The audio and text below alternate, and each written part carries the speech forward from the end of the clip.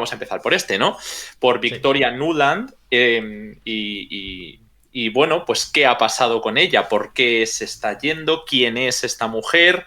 ¿Y por qué es importante? Porque al final no estamos hablando tampoco de Antony Blinken, ¿no? Antony Blinken es el secretario de Estado, por lo tanto era el perfil más importante dentro de esta entidad gubernamental que es la que dirige la política exterior de una, como digo, potencia de primer orden como es Estados Unidos. Bueno, pues dentro de ese organigrama, Victoria Nuland ha ido subiendo varios puestos durante los últimos años, ¿no? Ella había pasado por ser la embajadora de Estados Unidos ante la OTAN durante el periodo de George Bush. Pasó posteriormente con Barack Obama, ¿no?, a ser portavoz del Departamento de Estado y también a ser la secretaria de Estado adjunta para los asuntos europeos y euroasiáticos. Pero esto en la práctica, ¿qué significa? Que ella era como una de las cabecillas dentro de las secciones de la Secretaría de Estado para Europa. Entonces, cuando ella ha ganado tanto peso desde la presidencia de Barack Obama a la presidencia de Joe Biden, al final es lo que os hemos contado en otros programas de Estados Unidos. Ya llevamos unos cuantos programas de Estados Unidos, la verdad, este año.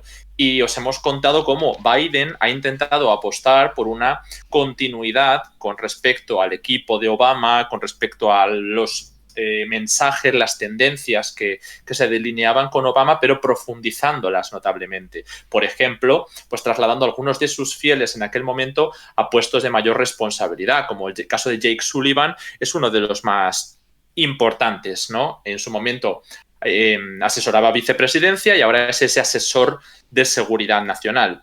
Mientras que Victoria Nuland, pues de nuevo, ha ido escalando. Lo que nos indica todo esto es que un perfil tan vinculado a Europa como Joe Biden, Joe Biden ha tenido una carrera muy vinculada se le consideraba, entre comillas, como un experto o un perfil que había demostrado mucho interés por la política europea. Victoria Nuland también.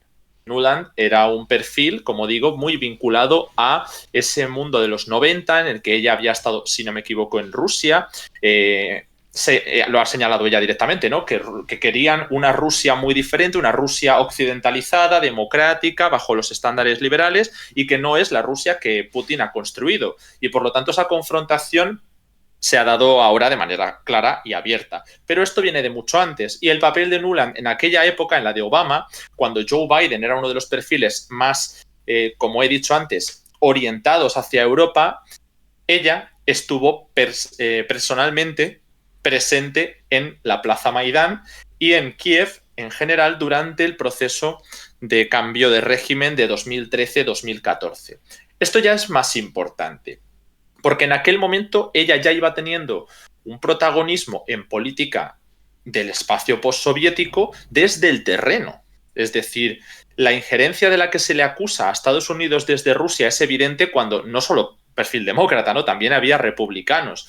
En aquel momento la prioridad de China no estaba tan consolidada. Digamos que, ahora si quieres tú nos puedes contar, pero el Pivot to Asia empieza a surgir con fuerza en esta época. Ya con Bush se había delineado algo, pero es Obama básicamente el que lanza esta propuesta.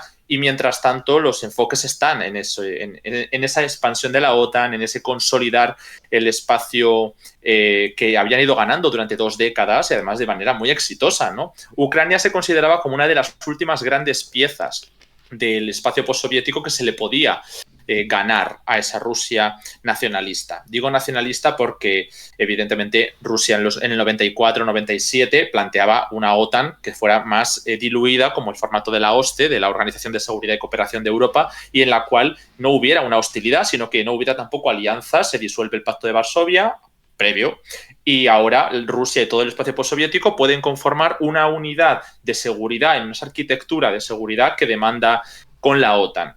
Claro, la OTAN no acepta que Rusia entre en ese tipo de arquitectura de seguridad. Por eso Putin, a partir de me parece que 2008 y así, sobre todo, toma ese revanchismo de, bueno, es que no nos dejan formar parte de esa arquitectura de seguridad, pero están achicando constantemente el espacio de influencia que tiene Rusia. Entonces, se lo tomaron como agresiones constantes y ahí vemos las revoluciones de colores que os hemos contado en numerosas ocasiones, pero que sobre todo en el libro, en el de la pugna del nuevo orden internacional, lo explicamos con más detalle en todos los países que se van dando cambios de gobierno, sobre todo el caso de Georgia, uno de los más importantes, y como digo, Ucrania es el último, en el cual se atreve Estados Unidos a hacerlo de manera descubierta, porque tienen presencia en el terreno. O sea, cuando ocurrieron protestas en Bielorrusia o protestas en otros países más adelante, no veíamos una cosa tan evidente como era a la secretaria de Estado asistente o adjunta para los asuntos europeos en la Plaza Maidán, llevándole galletas a los manifestantes y reuniéndose, esto se supo luego más tarde, ¿no?, en secreto, porque no era una reunión pública, ¿no?, con el embajador, ¿no?, de Estados Unidos en Ucrania, si no me equivoco. Esto lo tenemos también recogido en el libro de Ucrania, el camino hacia la guerra, que fue el primero que publicamos, así que todas las cosas que hemos ido explicando las tenemos en los distintos libros que hemos ido sacando adelante. Sí, el embajador de Estados Unidos en Ucrania era, efectivamente. Bueno, antes de entrar de carrerilla a contar toda la película, pues si tenemos alguna pregunta sobre esta señora o sobre su papel en Ucrania o sobre todo lo que he comentado, pues adelante con ello, porque sé que son muchas cosas y, como digo, va para largo. Bueno, teníamos comentarios. Yo después querría entrar un poquito en esa cuestión de la lógica estructural, pero por ahora,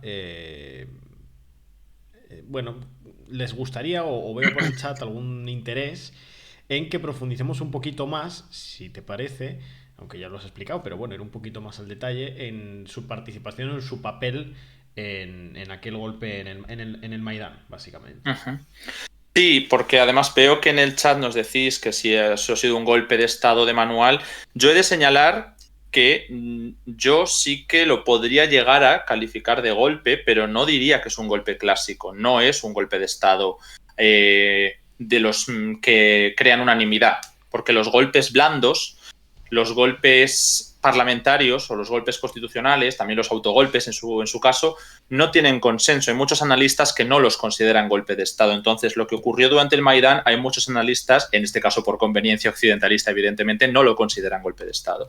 Pero en el libro yo explico con detalle, y luego si queréis entramos en eso, por qué se puede decir qué es lo que no fue legal ni fue reglamentario y podría constituir ese golpe de Estado.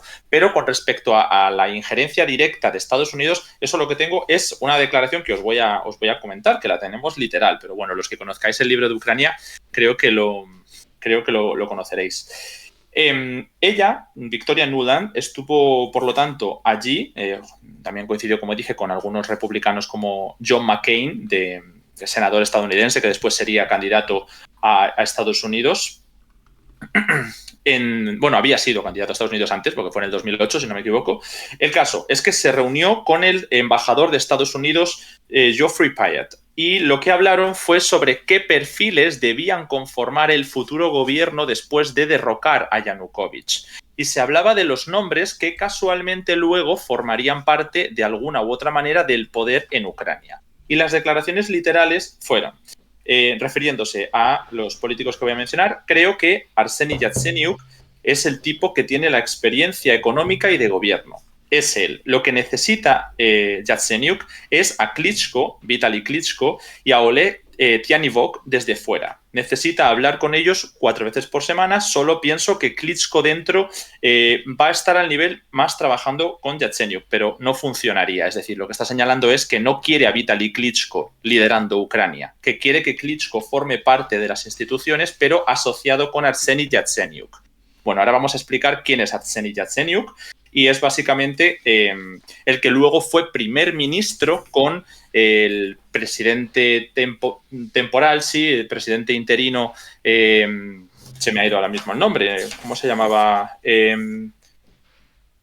Alexander Turchinov, se me fue. Y después fue también primer ministro con Petro Poroshenko, de modo que efectivamente el nombre que Victoria Nuland le propuso a Geoffrey Payat acabó siendo primer ministro de Ucrania en cuanto cayó el presidente Viktor Yanukovych, tanto como digo con el primer ministro en funciones, con el presidente en funciones, como Turchinov, como con el presidente Petro Poroshenko. Y el otro hombre del que hablaba, que cree que no debería ser el más adecuado para gobernar Ucrania, es el que acabó siendo alcalde de Kiev. Y de hecho siguió siendo alcalde de Kiev desde esa época hasta la actualidad. Yo el año pasado pude acudir en Kiev al ayuntamiento y estaba el propio Vitaly Klitschko, bueno, también coincidí con él en la cumbre de la OTAN, pero en general parece que nos hemos ido siguiendo durante varios años. Es un perfil que todavía está en el poder en Ucrania, pero que no responde a los intereses de Estados Unidos. También se ha entendido posteriormente porque Zelensky ha mantenido una relación muy mala con, perdón, iba a decir a Zaluzny, pero me refería a Vitaly Klitschko. Lo que ocurre es que Vitaly Klitschko es un perfil muy vinculado a Alemania. Alemania y Francia en 2014 lo que vieron con el Maidán es como el levantamiento armado en las ciudades occidentales de Ucrania se acabó trasladando a las ciudades orientales porque en cuanto llegó Alexander Turchinov y el gobierno de Petro Poroshenko, el levantamiento armado se dio en Crimea. Armado, en aquel momento fueron protestas, pero sí que se dio un levantamiento mucho más fuerte en Donetsk y Lugansk, en Kharkov y Odessa en menor medida, y eso sí que acabó en un choque armado, eso sí. En Crimea fue bastante más pacífico. Pero lo que vimos fue cómo se dio la anexión rápida de Crimea, la guerra del Donbass que lanzó Kiev, porque lo llamaba él, el gobierno de Poroshenko, hablaba de operación antiterrorista contra las nuevas repúblicas autoproclamadas, y Francia y Alemania lo que veían era el riesgo de una gran guerra en Europa entre Rusia y Ucrania y que esto podía perjudicar sus intereses. Esto ya nos va sonando más. Lo que pasa es que en aquel momento Francia y Alemania impusieron una visión diplomática y Estados Unidos, que estaba apoyando otros perfiles, ya quería la ruptura económica de Europa con Rusia. Se impusieron sanciones por lo de Crimea, pero no las que se han impuesto de gran calado en 2022 y 2023. Entonces, continuando con esta declaración, es importante lo que acabo de explicar porque después Victoria Nuland acudió al embajador señalando que estos nuevos perfiles de los que ella hablaba los podría llevar a cabo con un plan diplomático apoyado por la ONU. Y mencionaba, Jeffrey Feldman ha logrado que tanto Robert Serry como Ban Ki-moon acepten que venga el lunes o el martes. Estos tres hombres son o han trabajado en la ONU. Entonces, lo que querían, Ban Ki-moon, de hecho, era el secretario general de la ONU, igual sí que nos suena un poco más, querían involucrar a la ONU, dice literalmente, sería genial que la ONU ayude a pegar esto y ya sabes, que se joda la Unión Europea. Cuando escribí a Jake Sullivan, vino a mí diciendo, necesitas a Joe Biden. Y yo le dije, probablemente mañana, así que Biden está dispuesto. Bueno, ¿por qué estoy diciendo todo esto? Porque tiene mucho sentido, viendo después lo que ha pasado, ver que Biden y Jake Sullivan, que es el asesor de seguridad nacional de Biden y que es una de las figuras más importantes a día de hoy en Estados Unidos, estaban involucrados en el plan de Victoria Nuland, pero ella estaba allí dirigiéndolo para decidir quién iba a estar en el futuro gobierno ucraniano, que no decimos que luego ella lo eligiera a dedo, pero sí que es verdad que los nombres coincidieron, ¿no? Y lo del que se joda la Unión Europea tiene sentido también porque querían quitarse por un lado a Klitschko y por otro lado la diplomacia de Alemania y Francia en el acuerdo de Minsk, que finalmente acabó ocurriendo en 2022. Así que nada, esto es lo que podemos decir del papel de Victoria Nuland en Ucrania, que son bastantes cosas. Yo creo que no es poco. Así que preguntas o comentarios, estamos abiertos a ello. Bueno, mira, nos pregunta Carlos. No sé si se me escucha bien, por cierto, como habéis dicho antes que se me escuchaba un poco bajito. Así que si me podéis confirmar. Mientras tanto, agradecerle a Luz Vader que ha renovado su suscripción de nivel 1, 31 meses ya con nosotros, prácticamente 3 años. Pues muchísimas gracias, Luz Vader, por todo ese apoyo durante todo este tiempo. Me dicen sí, un poquito bajo. Bueno, ahora intento arreglarlo. Alekanda, que ha renovado su suscripción con Prime, 5 meses ya con nosotros. Y a Big Bar, que renueva también con Prime y ya son 10 meses con nosotros. Así que nada, muchísimas gracias por el apoyo durante todo este tiempo. Bueno, nos preguntaban, Ale, y así te doy de nuevo paso y veo a ver qué pasa con el micro. Yo creo que se Ok. escucha lo suficientemente bien, pero voy a ver si lo puedo Sí, solucionar. se te escucha bien, pero dicen que nada, un poquito más Que bajo un nada poquito más más. bajo, ok. Bueno, y dice Carlos, nos pregunta que por qué creemos que el famoso que le jodan a la Unión Europea no tuvo consecuencias dentro de la propia Unión. Que Ujú. bueno, esto podríamos entrar en hasta qué punto la Unión Europea va a saltar con algo así, porque si No. no, bueno, la cooperación internacional sería imposible. No, es tal cual. La Unión Europea no va a enfrentarse a Estados Unidos y mucho menos porque eso lo salió posteriormente. Y hay muchas cosas que salieron. De hecho, en el libro, es que ya lo digo, delineaba todas las cosas que se podían escudriñar del Maidán. Y una de ellas era como diplomáticos o no sé si eran funcionarios de alto rango europeo, lo tengo todo ahí. Estonios me parece que eran. Estaban señalando que no entendían cómo no se había investigado una parte de esa masacre que pudo ocurrir en la Plaza Maidán durante las protestas, que fue uno de los motivos por los que el acuerdo entre estos opositores que acabo de mencionar precisamente, estos firmaron con Víctor Yanukovych o con el gobierno de Yanukovych un cese, ¿no? La policía va a parar, los manifestantes van a parar y ese cese a cambio de una reforma constitucional que devolviera al país al parlamentarismo, de alguna manera, al final se fue por el sumidero en parte por esta masacre y se dijo que habría que haber investigado el papel que pudiera tener la oposición, concretamente los grupos de extrema derecha y neonazis que en aquel momento fueron muy importantes y como Pravisector, ¿no? En algunas de esas matanzas. Entonces, es algo que no se investigó y lo decían en la Unión Europea. Entonces, cuando se trata de tantos temas que están en el aire, que la Unión Europea conoce y que este tipo de disputas, yo creo que por mucho que salga un audio de Victoria Nuland diciendo eso, en la Unión Europea ya se sabe cuáles son los intereses de cada uno. La Unión Europea sabe que a Estados Unidos no le hace ninguna gracia que ellos tengan unas relaciones comerciales y energéticas de este calibre con Rusia. Por eso lo del Nord Stream como que supuso en 2020, ya no sé si fue en el 22 o en el 23, pero ya ha pasado, sí, en el 22 tuvo que ser, supuso tal explosión literal de la relación comercial energética con Rusia, porque lo que se pretendía era que Alemania no volviera una vez se acabe la guerra a comerciar tan alegremente con Rusia. O sea, lo que se trata es de romper las relaciones a largo plazo, de manera sostenida, el cierre de filas con la OTAN que se está consiguiendo en Europa. Ese era el objetivo y los europeos lo sabían, pero intentaban resistirse ofreciendo diplomacia. En eso, sobre todo, Angela Merkel fue un perfil muy duro para defender los intereses alemanes, que los intereses alemanes pues pasaban por una energía barata. Y además es que ella, como representante de la CDU, de la Unión Demócrata Cristiana, es prácticamente la burguesía alemana.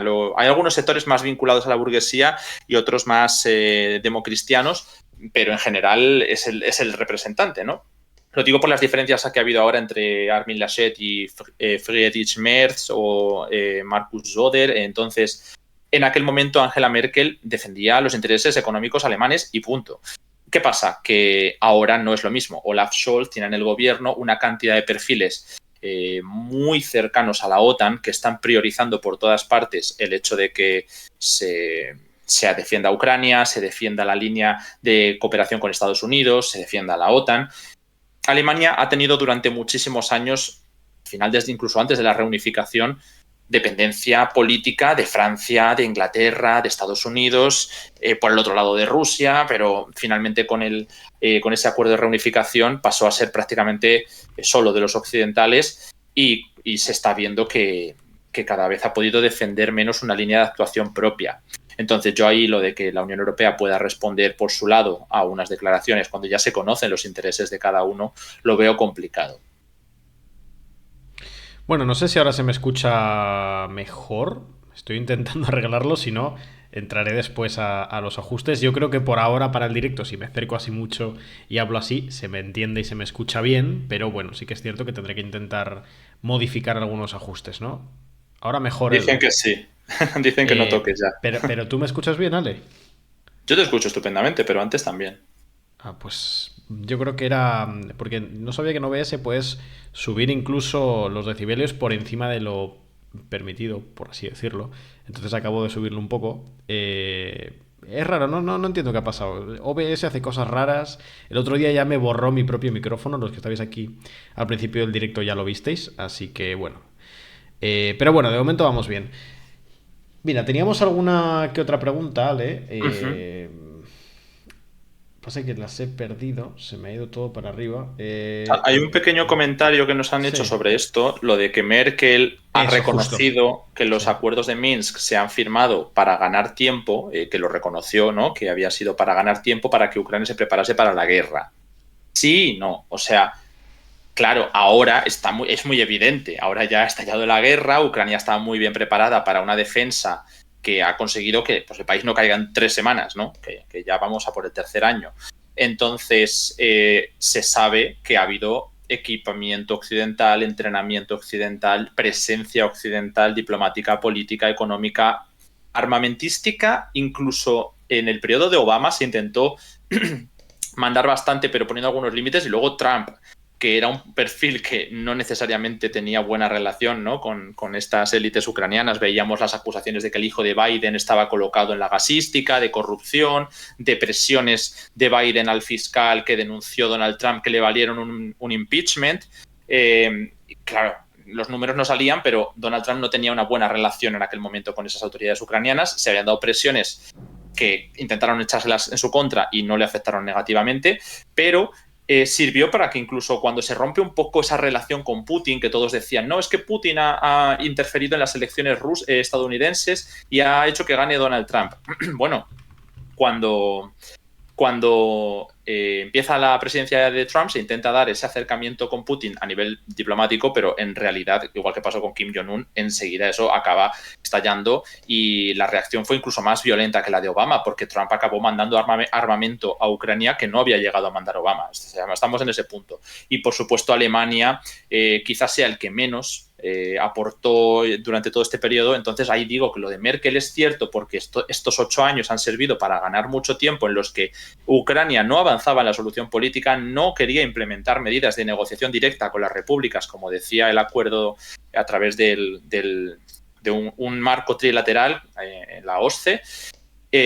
Tampoco quería que Rusia propusiera ninguna solución política y Francia y Alemania no hacían nada porque esto cambiara, pero Alemania no es la que ha dirigido militarmente el apoyo a Ucrania. Entonces, lo de Merkel yo creo que era ganar tiempo para que la economía alemana funcionara bien durante todo ese tiempo con Rusia, sin que Estados Unidos se quejara demasiado, mantener un balance un poco precario y confiar en que en el futuro o se solucione lo de Ucrania con un nuevo arreglo del estatus político o que si hay un conflicto no arrastre a los alemanes pues al menos hasta una década después, ¿no? Hay muchas teorías, pero Merkel no iba con, al menos parece, con intención de meterse militarmente en Ucrania. Eso sí es algo que cabía esperar de los británicos y de los estadounidenses porque lo han hecho, porque ese entrenamiento y ese armamento de la OTAN fue llegando durante estos 8 años. De hecho, es que había mucho meme con Alemania, que incluso con la invasión a gran escala hecha, que ya no estoy hablando de 2014, estoy hablando de 2022, que Alemania solo era capaz de mandar unos cascos. O sea, es que ese es el meme que se mueve en Francia, por ejemplo. Entonces, bueno, que yo no veo tan claro lo que comenta. Eh, Mira, nos preguntan ahora también por los fondos de Estados Unidos para Ucrania. Mira, aquí podemos entrar a lo concreto de lo que está siendo la gestión estadounidense de la guerra en Ucrania en los últimos meses para después ya ir a lo estratégico, ¿no? Porque está bastante conectado y además da pie también a hablar de las diferencias entre Trump y Biden. Pero bueno, no sé si que puedes actualizar al respecto de esto que llevamos meses hablando, ¿no? Del Sí. bloqueo de los fondos estadounidenses para Ucrania.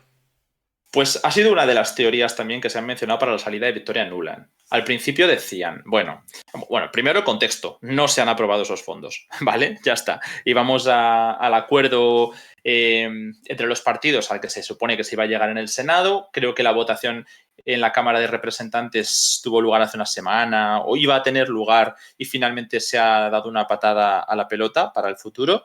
Y no se ha llegado a un acuerdo para sacar los votos en la Cámara. Recordad que el Senado lo controlan los demócratas por la mínima y el Congreso, en la Cámara de Representantes, mejor dicho, lo controlan los republicanos también por la mínima. Pero no todos los republicanos son cercanos a Trump. Por eso hubo esa polémica de destituir a su propio líder en la Cámara de Representantes y tener, bueno, hasta 2, 3 líderes distintos en liza durante el periodo en el que decidían cerrar filas en torno a Trump. Era improbable que saliera adelante ese paquete si no lo hacía en el año pasado, porque a partir de 2024 entrábamos en la campaña electoral de manera mucho más clara. Y ahora es muy complicado que se le quiera ceder desde los republicanos, por lo que me preguntaba antes Edu, ¿no? De cómo meter las prioridades de cada uno de los actores, que se le ceda ese éxito, ¿no? Esa victoria política a los demócratas, el aprobarles el paquete de apoyo a Ucrania. Entonces, ahora mismo la Unión Europea está incrementando muchísimo ese programa de armamento o de rearme o recuperar la industria militar, ya hablaremos luego de eso, en detrimento de lo que Estados Unidos está proporcionando. Y lo que quiero decir, había un debate sobre que Victoria Nuland había salido porque las prioridades de Estados Unidos estaban o iban a cambiar en torno a su política exterior. Y que, claro, como no estaban siendo capaces de sacar adelante el paquete armamentístico, pues que Victoria Nuland se marchaba y que los demócratas ya enfocaban la próxima presidencia con un perfil más vinculado a Asia. Después se supo que realmente no era un perfil especialmente vinculado a Asia el que habían escogido para sustituirla en su nuevo puesto, porque me he quedado antes diciendo que ella fue la secretaria de Estado adjunta para asuntos europeos y euroasiáticos con Obama, pero no volvió hasta 2021 con Joe Biden, ¿no? Después de esa salida durante el periodo de Trump, como vicesecretaria de Estado para Asuntos Políticos. ¿Qué es ser vicesecretaria de Estado para Asuntos Políticos? Es básicamente ser el número 3 de la Secretaría de Estado. Victoria Nuland era la número 3. ¿Y qué ha ocurrido? Que en estos últimos 6 meses, la número 2 se marcha y Victoria Nuland es la que la ha estado sustituyendo. Entonces, durante estos últimos 6 meses, más o menos, ella ha sido vicesecretaria de Estado en funciones, es decir, solo por debajo de Antony Blinken. Ya no estamos hablando de que sea un perfil importante por su vinculación a Ucrania, en general a Europa, de que ella puede haber estado participando en la coordinación de los países europeos sobre cómo formar ayuda a Ucrania, cerrar filas en torno a Ucrania, el apoyo militar para Ucrania, sino que ahora era la segunda figura más importante de la Secretaría de Estado. Eso es un peso muy grande. ¿Qué ha pasado? Que finalmente Joe Biden no le ha dado el puesto permanentemente.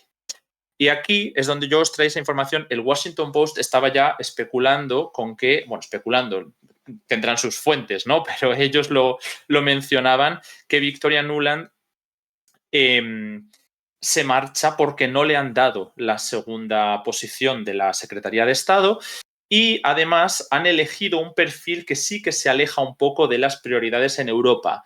¿Por qué? Porque es que, claro, cuando nos han dicho quién va a sustituirla como vicesecretaria de Estado para los asuntos políticos, nos decían, era John Bass. John Bass va a ser el nuevo vicesecretario de Estado para asuntos políticos, si no me equivoco. No sé muy bien porque todavía no lo tengo actualizado, pero creo que sí. Este perfil, cuando lo vimos, no era uno vinculado al Pivot to Asia, como he dicho antes. Era uno vinculado a la continuidad de los asuntos que ha estado tocando Estados Unidos. John Bass ha estado en Georgia, un año después de la guerra contra Rusia, ha estado en Turquía durante el periodo del golpe de Estado contra Erdogan, donde Estados Unidos tardó tanto en responder que hubo muy mala relación desde Ankara con Estados Unidos, con Obama y con este hombre. Y también ha estado en Afganistán recientemente. Ha sido el último destinado a Afganistán hasta 2021, que cayó Kabul. Para que os hagáis una idea de que este perfil nuevo es un poco lo que ha habido durante estos años en la administración estadounidense. Entonces nos quedábamos con la idea de cómo va a cambiar el apoyo estadounidense a Ucrania si han elegido a un continuista. Bueno, pues que resulta que a este hombre le han elegido para el puesto número 3, para el que os he comentado que tenía Nuland antes del ascenso. Pero el que va a sustituirla como subsecretario de Estado formalmente no es John Bass, es Kurt Campbell. Y este hombre sí que está muy vinculado a la seguridad de Estados Unidos en torno a Asia-Pacífico. Esto es interesante, esto ya es otro tema del que estamos hablando. No es que vaya a ser nuevo, es una sustitución que ya viene de hace menos de un mes y que puede haber sido el detonante, según se mencionaba, como digo, en Washington Post, de que Victoria Nuland decidiera marcharse. Y decir, porque realmente si las elecciones son en el mes de noviembre, ¿por qué no quedarte con, pues hace bastante currículum para este tipo de funcionarios, ¿no? Que estar en estos puestos de Secretaría de Estado es uno de los pesos, es uno de los 3 grandes pesos que hay para la carrera política de alguien en Estados Unidos. ¿Por qué no quedarse hasta diciembre si ya estamos en marzo, ¿no? Y puede que tenga sentido a nivel de disputa interna. Y entonces esto sí que reflejaría que quizás se quiere reorientar las prioridades estadounidenses hacia Asia-Pacífico. Este hombre lo hemos encontrado como puesto de secretario de Estado adjunto, como el que tenía Nuland en el Maidán, pero en lugar de para Europa y Eurasia, para Asia Oriental y los asuntos del Pacífico. Y después ha sido coordinador del Consejo de Seguridad Nacional para el Indo-Pacífico. Así que, de nuevo, un perfil que nos va a contar algo del Pivot to Asia, Edu. Sí, nos cuenta la cuestión del Pivot to Asia es la cuestión estructural de la política exterior estadounidense. Y por eso siempre decimos aquí que es interesante. Y, por cierto, gracias a la persona que me ha dado ese consejo en el chat, porque a partir de ese consejo, además, creo que he mejorado sustancialmente el audio, no solo la cuestión del volumen, sino toda la calidad del audio en general. Así que le agradezco enormemente. Sí, la cuestión del Pivot to Asia es la cuestión estructural. Aquí siempre intentamos, vosotros lo sabéis, en simultáneo hacer análisis de lo que va pasando, de la actualidad internacional, de la actualidad en cuestiones diplomáticas, en cuestiones bélicas, en cuestiones políticas, en cuestiones económicas, y al mismo tiempo no perder de vista la cuestión más estratégica, ¿no? La cuestión más general, la cuestión más estructural. Que ahí yo creo, aquí me pongo un poquito no sé cómo decirlo, un poquito nicho, un poquito núcleo duro, diciendo que en realidad en sostener bien esa tensión está la clave de ser de ser un buen medio de análisis internacional y de hacer buen trabajo de periodismo internacional, ¿no? En no dejarte, no centrarte demasiado en las cuestiones estructurales, lo cual te pueda impedir hacer el seguimiento de la actualidad, que al final es la actualidad la que mueve las pequeñas cosas de la estructura, pero tampoco tener una mirada un poco caótica en la que no tienes bien en claro hacia dónde se mueven en lo general los actores, ¿no? Entonces nosotros siempre intentamos sostener esa tensión en la que os contamos lo que va pasando, pero también hacemos unos análisis un poquito más generales de lo que ha pasado, ¿no? Y, y aquí esto es interesante. El hecho de formar parte de la Secretaría de Estado estadounidense, evidentemente es un puesto clave para futuras promociones dentro de la política estadounidense, porque la política exterior estadounidense es una cuestión clave para Estados Unidos. Aquí en un artículo que he publicado recientemente en la página web de Descifra, explicaba cómo lo que han compartido todas las administraciones estadounidenses durante más de un siglo en su política exterior ha sido esta línea según la cual Estados Unidos en su estrategia internacional tiene que buscar impedir que actores emergentes confrontados con Estados Unidos, es decir, potenciales actores hegemónicos que confronten con la dominación estadounidense, se consoliden. Y que eso en un primer momento le llevó a la disputa interimperialista con los actores europeos, eso después le llevó a la guerra contra las determinadas repúblicas socialistas que iban emergiendo y por supuesto a la Guerra Fría contra la Unión Soviética y en la actualidad le lleva a la guerra contra China. Y eso lo comparten en general todos los grandes dirigentes estadounidenses. Nadie en Estados Unidos, ni Trump, ni Biden, ni por ejemplo Nikki Haley, plantea que el foco estadounidense no tiene que ser Asia. Todos creen que tiene que ser Asia, Asia-Pacífico, por eso hemos movido ahí el mapa, porque además se ven un poquito los actores principales involucrados, aunque también habría que ir hacia abajo a Australia, por ejemplo, o a otros aliados como Tailandia. Pero bueno, en general, Estados Unidos lo que plantea es el objetivo máximo es la presión o la contención, depende de cómo lo mires, a China. Y lo que vaya surgiendo entre medio es donde tienen las discrepancias los distintos actores políticos en Estados Unidos. ¿Cómo manejamos la guerra en Ucrania? ¿Cuánto nos involucramos? ¿Cómo nos involucramos en Oriente Medio? ¿Volvemos? ¿Terminamos nuestra salida de Oriente Medio que empezamos durante la administración Obama?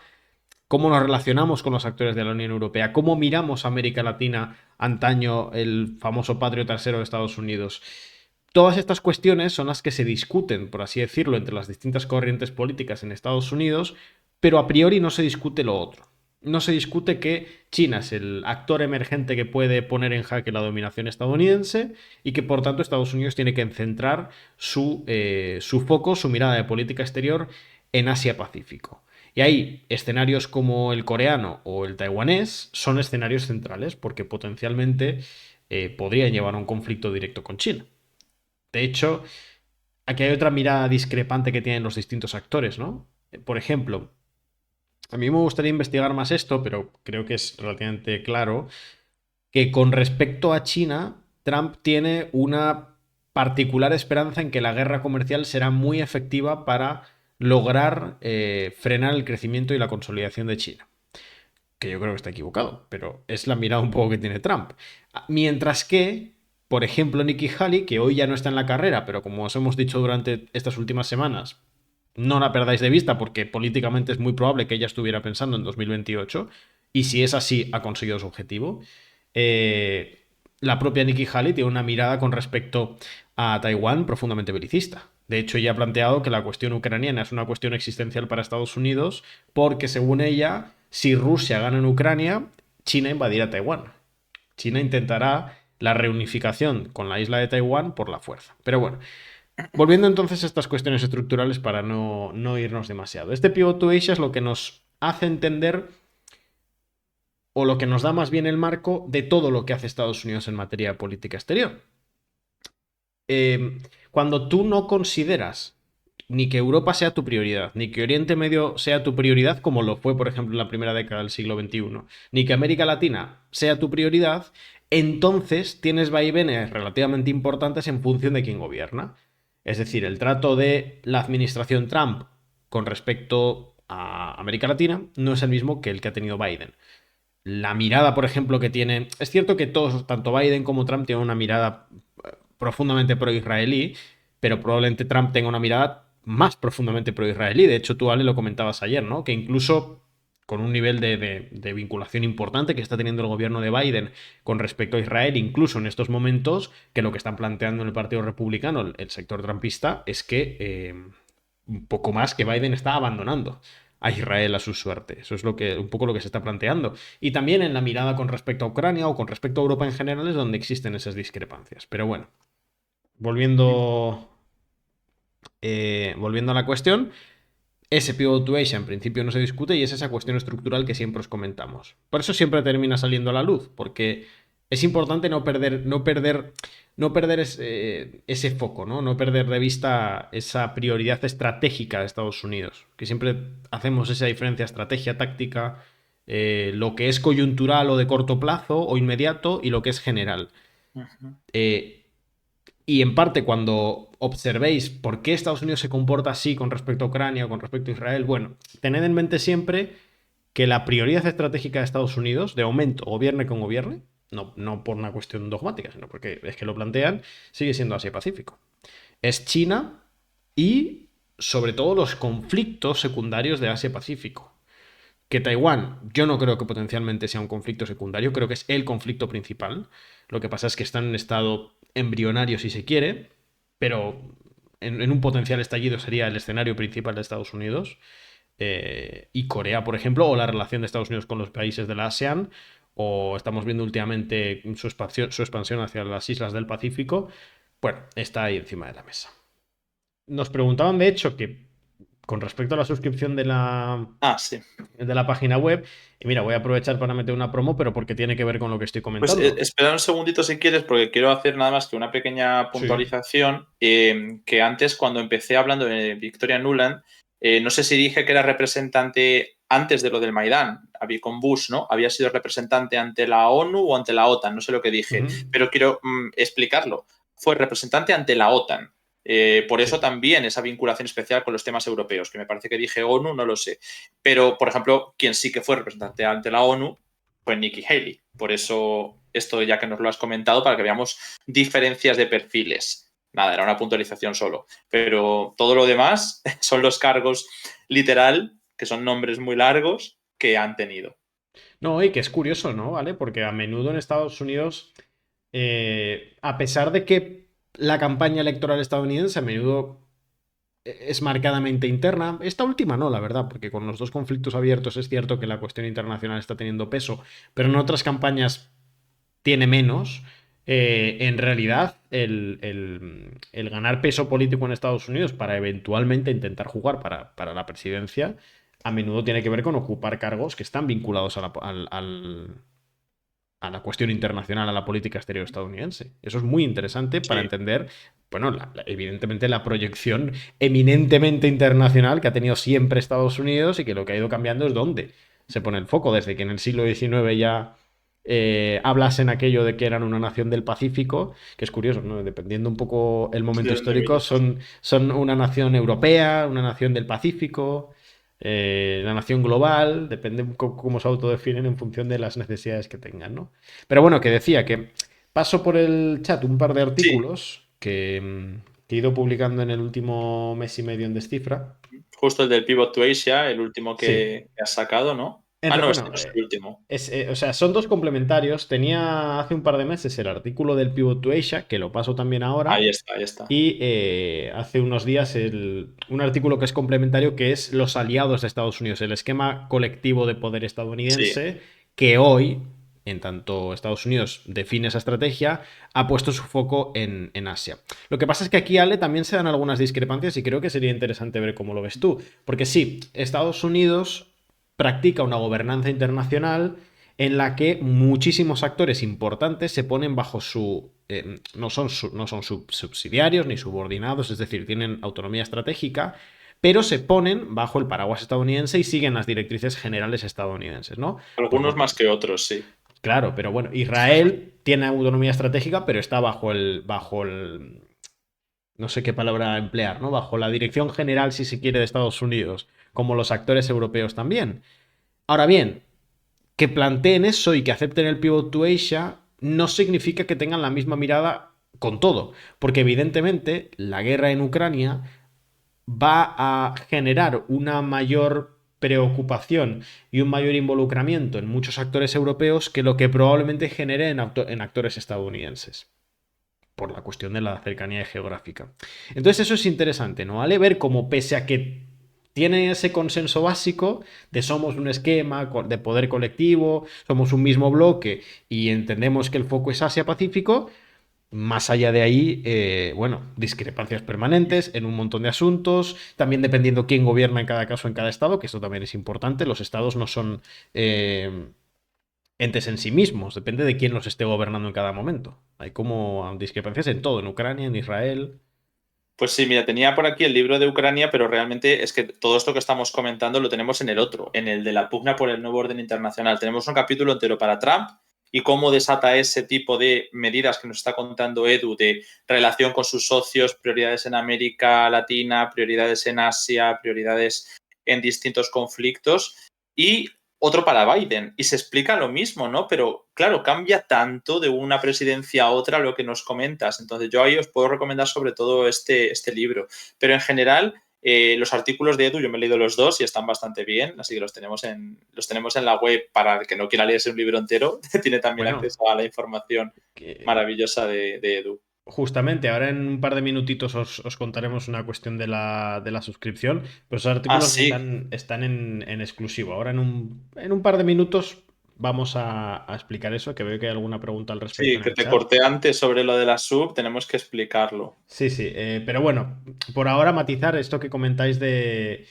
eh, a ver, no son protectorados, no son subordinados, no son subsidiarios. Lo que decimos es que ese esquema colectivo tiene un líder, tiene un jerarca, si se quiere, y ese jerarca es Estados Unidos. Es decir, el decisor último o quien diseña la estrategia general del bloque es Estados Unidos, es Washington. Ahora bien, el resto de actores evidentemente tienen peso, pueden negociar, pueden intentar marcar agenda y pueden intentar incluso desarrollar, por así decirlo, subbloques dentro del bloque que intenten presionar al director último que es Estados Unidos. Sería absurdo plantear que Alemania o Francia son meros subordinados de Estados Unidos. No lo son. Están adscritos a la estrategia general que define Estados Unidos, pero no son elementos subordinados o subsidiarios. Tienen una importantísima autonomía estratégica. Como decía antes también, es verdad que en Alemania, igual que ha pasado en Japón o ha pasado en otros países que han estado más subordinados a distintos poderes occidentales o no occidentales, pero que a día de hoy prácticamente es Estados Unidos, pues tienen un nivel de intervención política mayor que otros que no. Por ejemplo, Francia tiene un liderazgo político mayor. ¿Esto significa que uno sea un subordinado y el otro no? O sea, los dos están, como dice Edu, adscritos a esa misma estrategia, pero cada uno ha ido priorizando y marcando sus líneas. De hecho, digo, Alemania tiene un nivel de autonomía importante, pero hay países que lo que directamente tienen es intereses diferentes de los de Estados Unidos y juegan un poco con formar parte de su agenda y no estar dentro de su directriz política.